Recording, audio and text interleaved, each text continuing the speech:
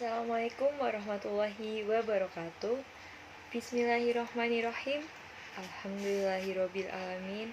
Wassalatu wassalamu ala asrofil anbiya wal mursalin wa ala alihi wa sahbihi ajmain.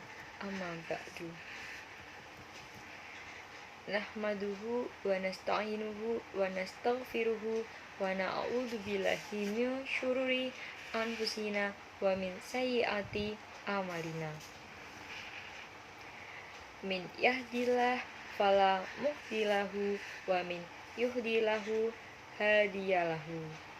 Allahumma sholli wa sallim ala sayyidina Muhammadin wa ala alihi wa sahbihi ajmain. Amma ba'du. Alhamdulillahillazi an'amana bi ni'matil iman wal islam. Wa nusolli wa nusallimu ala khoril anam sayyidina Muhammadin wa ala alihi wa sahbihi ajmain. Alhamdulillahi wa sholatu wa salamu ala rasulillahi sayyidina wa maulana Muhammadin bin Abdillahi amma ba'du. Banyak orang berkata, tak kenal maka tak aruf. Maka perkenankanlah saya untuk memperkenalkan diri saya terlebih dahulu. Perkenalkan, nama saya Dwita Ilaisa dari kelas Psikologi B. Di sini saya ingin berbagi sedikit ilmu saya mengenai improve yourself by keeping oral in Islam, atau bisa kalian sebut dengan menjaga lisan dalam Islam. Tetapi alangkah lebih baiknya sebelum kita memasuki materi, terlebih dahulu kita untuk berdoa. Mari kita membaca Al-Fatihah secara bersama-sama. Al-Fatihah. Bismillahirrahmanirrahim. Alhamdulillahirabbil alamin. Ar-Rahmanirrahim. Maliki yaumiddin. Iyyaka na'budu wa iyyaka nasta'in. Ihdinas siratal mustaqim. Siratal ladzina an'amta 'alaihim ghairil maghdubi 'alaihim waladdallin. Amin. Semoga dengan membaca Al-Fatihah, Allah selalu meridhoi kita dan ilmu yang kita dapat menyerap dalam otak kita dengan baik. Amin. Sebelumnya, teman-teman tahu tidak apa itu yang dimaksud dengan menjaga lisan dalam Islam? Ayo, tahu atau tidak? Nah, jika tidak, maka izinkanlah saya untuk berbagi sedikit ilmu saya mengenai menjaga lisan dalam Islam. Simak baik-baik ya teman-teman. Semoga teman-teman dapat memahaminya dengan baik dan dapat dilaksanakan dalam perbuatan teman-teman sehari-hari. Hakikatnya, manusia itu makhluk ciptaan Allah Subhanahu wa Ta'ala yang paling sempurna. Kesempurnaan ini membuat manusia berbeda dengan makhluk-makhluk yang lainnya, bisa mengendalikan panca indera yang melekat pada dalam dirinya. Dengan panca indera, kita sebagai manusia bisa melakukan sesuatu dengan sangat mudahnya. Di antaranya itu, panca indera yang sangat luar biasa hebat juga sangat luar biasa berbahaya, yaitu lisan atau lidah yang akan kita bahas pada materi ini. Menjaga lisan adalah pangkal dari segala kebaikan. Diuraikan bahwa Yahya bin Abi Katsir pernah berkata, seseorang yang baik perkataannya dapat aku lihat dari amal-amal perbuatannya, dan orang-orang yang jelek perkataannya pun dapat aku lihat dari amal-amal perbuatannya. Lisan mencerminkan kualitas keimanan seseorang. Lisan seseorang yang berakal berada di bawah kendali hatinya.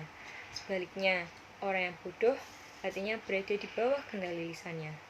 Menjaga lisan akan membuat hati kita bersih, mengangkat derajat kita dalam pandangan Allah, mendapat jaminan dari Rasulullah SAW untuk masuk surga, juga meringankan hidup kita dan menghindarkan kita dari bahaya dan bencana. Ketika seseorang bisa menjaga lisan dengan baik, maka akan memiliki kedudukan yang tinggi, dijanjikan surga oleh Allah, dijauhkan dari neraka jahanam, dan dijauhkan dari kebinasaan. Mari jauhi perkataan-perkataan kotor teman-teman. Rasulullah SAW dalam sebuah hadis yang diriwayatkan Bukhari bersabda bahwa keselamatan manusia tergantung pada kemampuannya menjaga lisan. Penting untuk menjaga lisan, sebab lisan diibaratkan pisau yang apabila salah menggunakannya akan melukai banyak orang. Astagfirullahaladzim, jangan sampai ya teman-teman kita melukai sesama manusia. Mulut berbisa, atau mulutmu adalah harimaumu. Demikian contoh-contoh ungkapan tentang bahaya tidak menjaga lisan. Ungkapan tersebut pun selaras dengan ajaran Islam. Islam mengajarkan agar setiap insan menjaga lisan atau perkataannya. Jika tidak, maka didapat adalah suatu kerugian. Jangan sampai ya kita mendapatkan kerugian-kerugian itu. Di zaman modern, ketajaman lisan kadang juga mewujud dalam aktivitas di media sosial melalui status-status yang ditulis. Sudah semestinya sebagai umat Islam membuat status di media sosial yang tak menyinggung orang lain. Allah Subhanahu wa taala berfirman, Tidak ada kebaikan dari banyak pembicaraan rahasia mereka, kecuali pembicaraan rahasia dari orang yang menyuruh suatu orang bersedekah atau berbuat kebaikan atau mengadakan di antara manusia.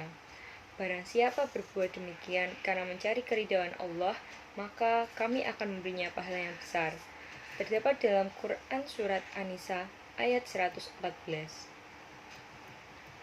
Selain itu, Rasulullah SAW juga bersabda, keselamatan manusia tergantung pada kemampuannya menjaga lisan. Hadis riwayat Al-Bukhari. Dalam riwayat lain, Abu Hurairah disebutkan, siapa yang beriman kepada Allah dan hari akhir, hendaklah ia berkata baik atau lebih baik diam, jika tidak mampu berkata baik. Hadis riwayat Al-Bukhari dan Muslim. Selain itu, diriwayatkan pula oleh Ahmad, Rasulullah SAW bersabda, hendaklah engkau lebih banyak diam, sebab diam dapat menyingkirkan setan dan menolongmu terhadap suatu urusan agama. Hadis riwayat Ahmad.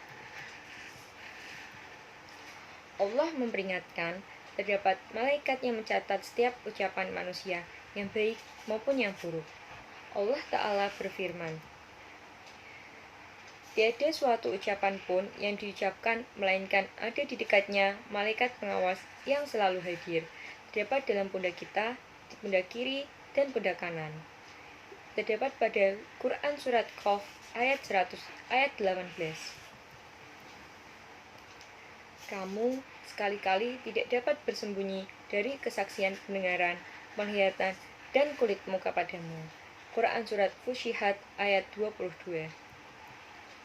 Hendaknya kita senantiasa menjaga diri dari berbicara atau menuliskan komentar-komentar yang tidak jelas manfaatnya atau menyinggung dan menyakiti perasaan orang lain. Kita tidaklah berbicara kecuali dalam hal-hal yang memang kita berharap ada manfaat untuk agama kita. Ketika kita melihat bahwa suatu perkataan itu tidak bermanfaat, maka kita pun menahan diri dari berbicara alias diam. Kalaupun itu bermanfaat, kita pun masih perlu merenungkannya. Apakah ada manfaat lainnya lebih besar yang akan hilang jika kita tetap berbicara? Jika tidak, lebih baik untuk diam. Sampai-sampai ulama terdahulu mengatakan bahwa jika kita ingin melihat isi hati seseorang, maka lihatlah ucapan yang keluar dari lisannya. Ucapan yang keluar dari lisan seseorang akan menunjukkan kepada kita kualitas isi hati seseorang, baik orang itu mau mengakuinya ataupun tidak mengakuinya. Jika yang keluar dari lisan dan komentarnya hanyalah ucapan-ucapan kotor, sumpah serapah, celaan, hinaan, makian, maka itulah cerminan kualitas isi hati seseorang. Kemudian Yahya bin Mu'az rahimahumullah ta'ala berkata, hati itu bagaikan periuk dalam dada yang menampung isi di dalamnya. Sedangkan lisan itu bagaikan gayung. Lihatlah kualitas seseorang ketika dia berbicara. karena lisannya itu akan mengambil apa yang ada dari dalam periuk yang ada di dalam isi hatinya. Baik rasanya itu manis, asam, segar, asin, ataupun yang sangat asin, juga selain itu. Rasa atau kualitas hatinya akan tampak dari perkataan lisannya. Terdapat dalam Hilyatul Aulia bab 10 halaman 63.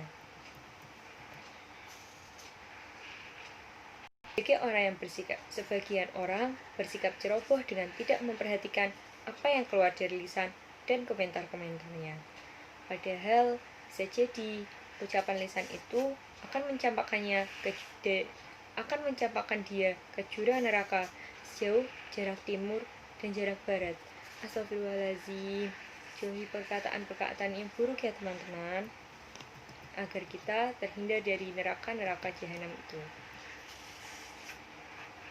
Di zaman modern seperti ini, kita harus lebih berhati-hati dalam menggunakan sosial media.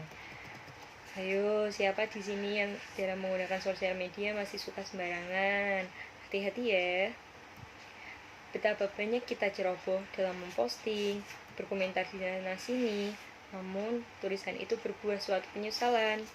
Kemudian kita pun harus sibuk klarifikasi sana-sini, sibuk mencari-cari alasan agar bisa dimaklumi, juga sibuk meminta maaf atas perasaan saudara dan teman-teman yang terluka atas komentar dan ucapan kita.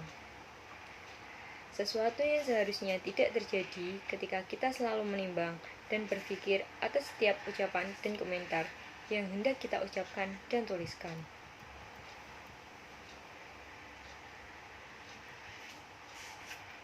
Berbicara merupakan media utama dari seluruh proses interaksi sosial. Baik buruknya proses interaksi sosial salah satunya dipengaruhi oleh bagaimana kita bertutur kata. Karenanya, agar apa yang kita ucapkan tidak menjadi bumerang bagi diri sendiri, lebih-lebih membahayakan orang lain baik di dunia maupun di akhirat, kita mesti cermat dalam berbicara dan menjaga lisan dari penyakit-penyakitnya.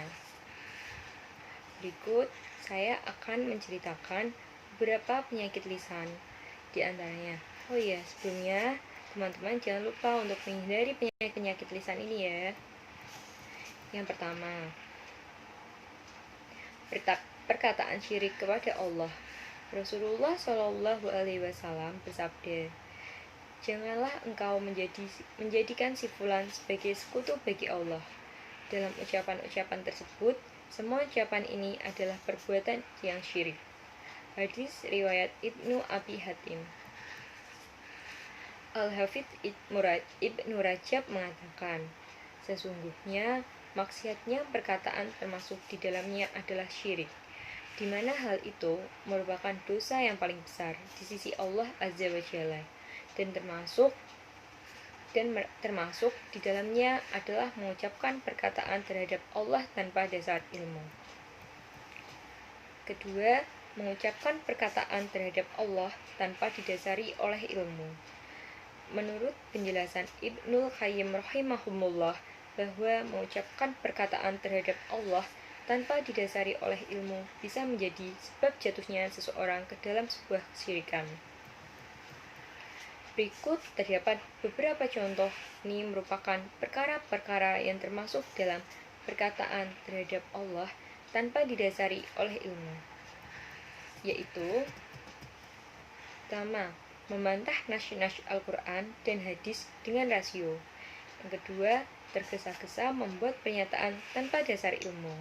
Ketiga, menyebutkan satu riwayat sebagai hadis Nabi tanpa mengetahui apakah derajat riwayat tersebut sahih atau dhaif. 4.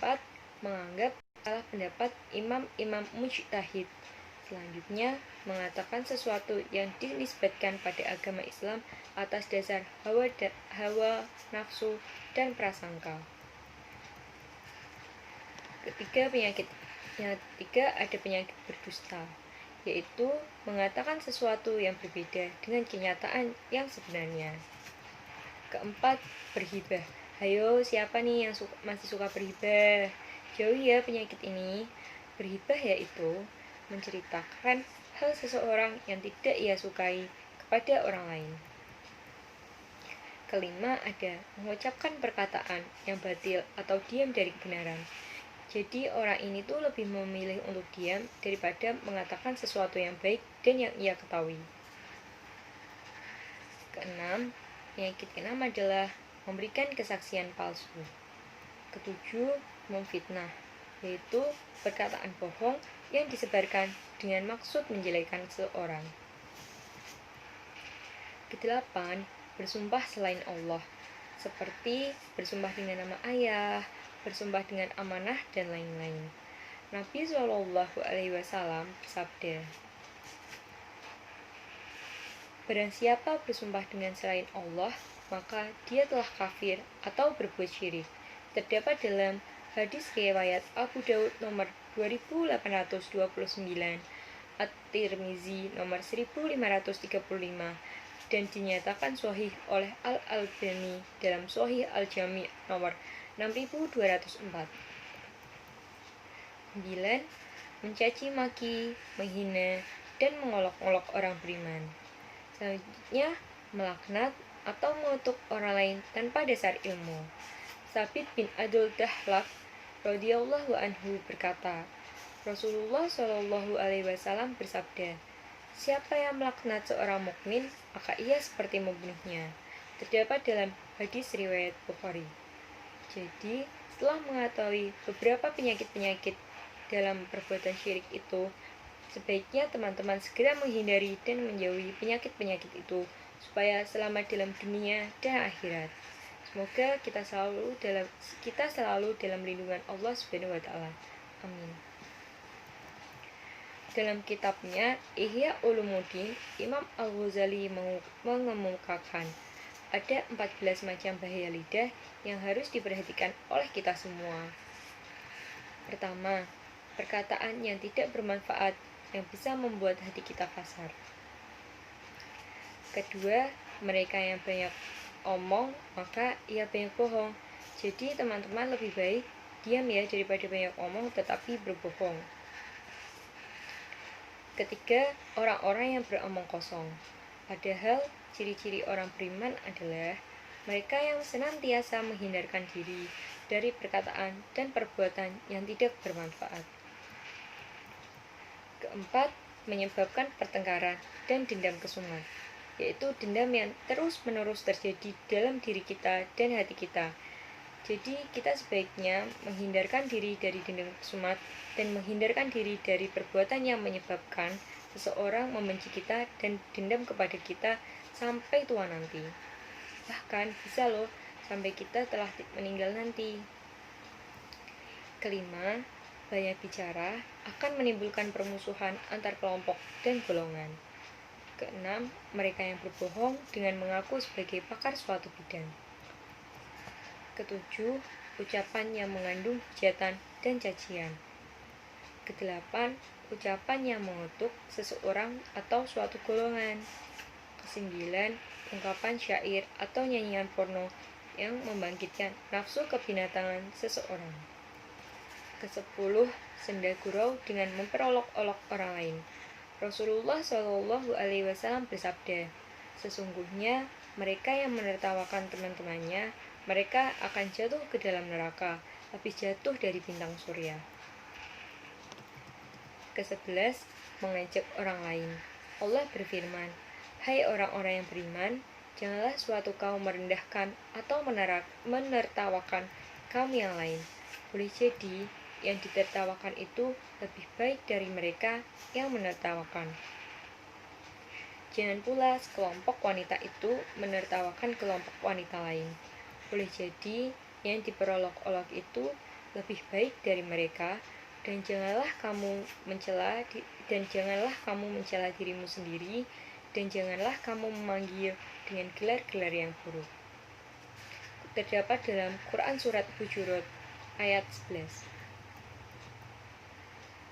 Selanjutnya ke-12, membuka rahasia orang lain. Ke-13, berjanji palsu. Dan yang terakhir atau ke-14 adalah bersumpah palsu. Semua itu akan merusak nilai-nilai amanah Rasulullah. Kemudian Rasulullah Shallallahu Alaihi Wasallam bersabda, waspadalah terhadap pembohong, sebab pembohong dan orang-orang yang zalim sama-sama masuk ke dalam neraka. Hadis riwayat Ibnu Majah. Jadi setelah teman-teman mengetahui beberapa penyakit-penyakit pembohong ini, sebaiknya harus sekali teman-teman untuk menjauhinya agar kita semua terhindar dari perbuatan-perbuatan syirik.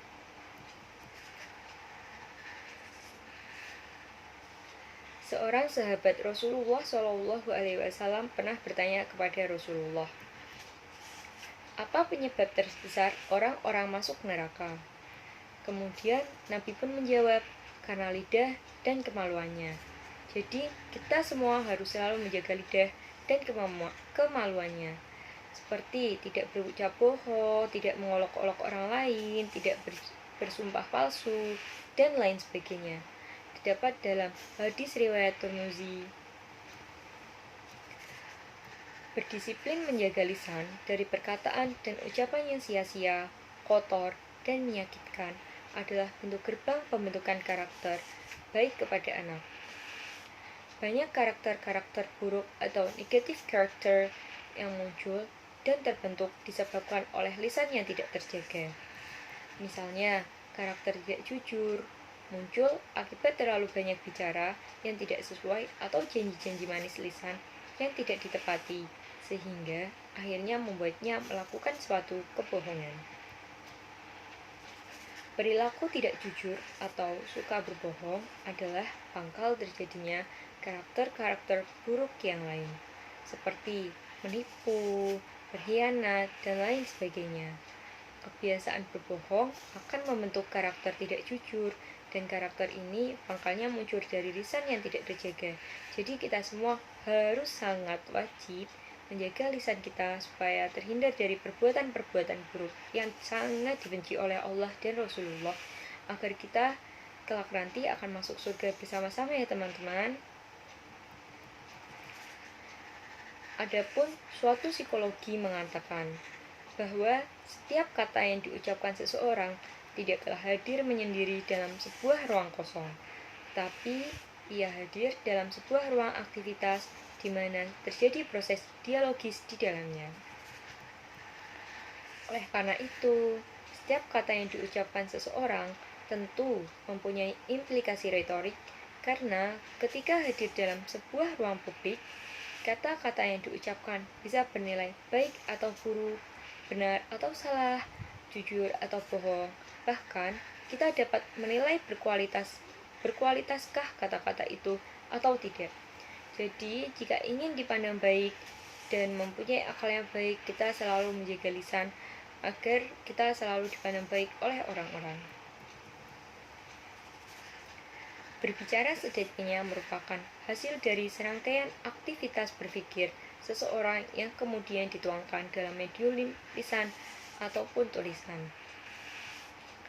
Dalam medium lisan, berbicara umumnya berkaitan sedikit banyak dengan suasana batin atau psikologi seseorang, apakah dia senang, benci, merasa takut, atau stres, sehingga berdampak terhadap setiap kata yang diucapkannya, terlebih jika dihadirkan pada suatu ruang publik. Ketika berbicara, selalu terdapat dimensi internal dan eksternal. Di sini saya akan menjelaskan terlebih dahulu apa itu dimensi internal dan eksternal. Simak baik-baik ya. Dimensi internal ialah situasi psikologis dan intensi atau kehendak pikir, sedangkan dimensi eksternal ialah tindakan menafsirkan dengan mengekspresikan kehendak batin dalam wujud lahir, yaitu kata-kata yang ditunjukkan kepada orang lain. Materi ya teman-teman. Berbicara berarti melibatkan pikiran, emosi, atau tindakan lain yang melingkupinya. Mengolah pikiran, emosi, dan tindakan dapat menentukan output bahasa yang dipergunakan. Tepat seperti apa yang dikatakan Imam Al-Ghazali bahwa seseorang bisa selamat ketika menjaga apa yang keluar dari ucapannya. Salamatul insan fi hizi lisan. Adapun cara agar lidah kita menjadi salah satu pabrik kebaikan yang produktif dan agar kita terhindar dari perkataan-perkataan yang dapat mengundang murka Allah Azza wa Jalla. Maka ada beberapa kiat yang harus kita perhatikan. Kiat yang pertama yaitu meyakini bahwa Allah Maha mendengar dan Maha mengetahui maksud dari setiap perkataan yang diucapkan oleh lisan kita. Allah berfirman, tiada suatu ucapan pun yang diucapkannya melainkan ada di dekatnya malaikat pengawas yang selalu hadir. Terdapat dalam pundak, seperti yang saya sebutkan tadi, malaikat itu terdapat dalam pundak kiri dan pundak kanan kita. Diambil dari terjemahan Quran Surat Qaf ayat 18. Kiat yang kedua yaitu menghayati dan merenungi bahaya penyakit-penyakit lisan yang telah saya sebutkan tadi. Suatu ketika Nabi Shallallahu Alaihi Wasallam ditanya tentang apa yang paling banyak menjadikan manusia masuk surga. Kemudian beliau Shallallahu Alaihi Wasallam pun menjawab, takwa kepada Allah dan akhlak yang baik. Salah satu contoh akhlak baik yaitu selalu menjaga lisan agar selalu berkata baik. Sesudah itu Nabi ditanya, apa yang paling banyak memasukkan manusia ke dalam neraka? Nabi pun kembali menjawab, mulut dan kemaluanmu. Dapat dalam hadis riwayat Ahmad dan Tirmizi. Kiat yang ketiga adalah menghayati dan merenungi keutamaan dan pentingnya menjaga lisan. Rasulullah Shallallahu Alaihi Wasallam bersabda, tidaklah lurus iman seseorang sampai lurus hatinya, dan tidaklah lurus hati seseorang sampai lurus lisannya. Hadis riwayat Ahmad. Sabda Nabi Shallallahu Alaihi Wasallam ini merangkum seluruh argumen yang menunjukkan pentingnya menjaga lidah, karena nikmat tertinggi dari seluruh nikmat Allah adalah keimanan, di mana legitimasi keimanan ini akan terancam jika kita tidak mampu mengontrol lisan kita. Selanjutnya yang keempat adalah bergaul dengan orang yang pandai menjaga lisannya. Para ahli pendidikan karakter sepakat bahwa salah satu faktor yang sangat mempengaruhi dalam pembentukan karakter adalah lingkungan pergaulan.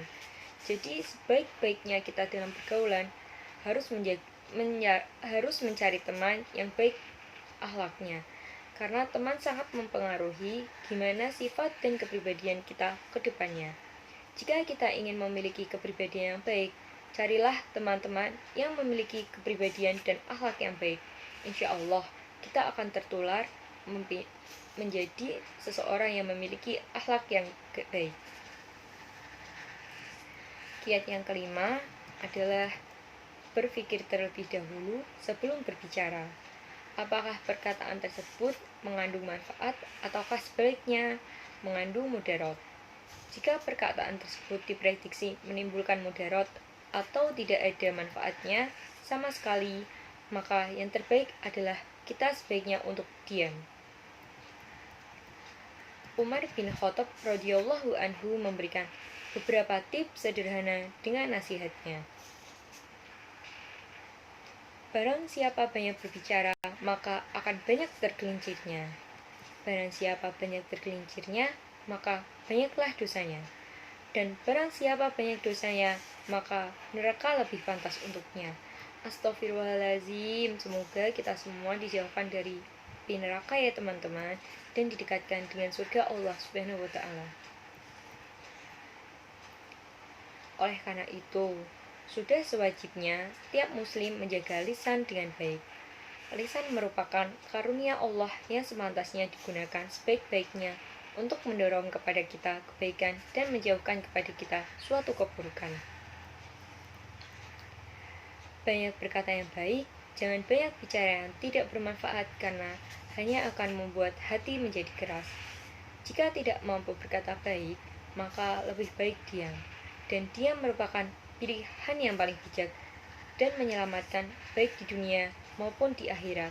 Amin, amin, amin, ya Rabbal Alamin.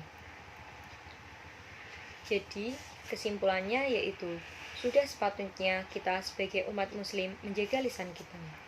Sebagaimana hadis-hadis di atas telah disampaikan mengenai pentingnya menjaga lisan. Lisan bisa saja membawa kita ke dalam banyak hal buruk. Maka dari itu, kita harus pandai dan cermat dalam bertutur kata agar kita tidak salah dalam berkata. Untuk itu, sudah seharusnya sangatlah penting bagi kita berpikir matang-matang sebelum kita bertindak atau menyampaikan sesuatu hal. Setelah saya sampaikan beberapa materi tadi, semoga teman-teman bisa menjadi pribadi yang lebih baik dan dapat menerima materi yang saya berikan dengan baik, juga mengamalkan dalam diri teman-teman masing-masing. Sekian yang dapat saya sampaikan. Kurang lebihnya, saya mohon maaf sebesar-besarnya apabila dalam penyampaian saya ada salah dalam tutur kata dan pengucapannya. Wabillahi taufiq wal hidayah. Wassalamualaikum warahmatullahi wabarakatuh.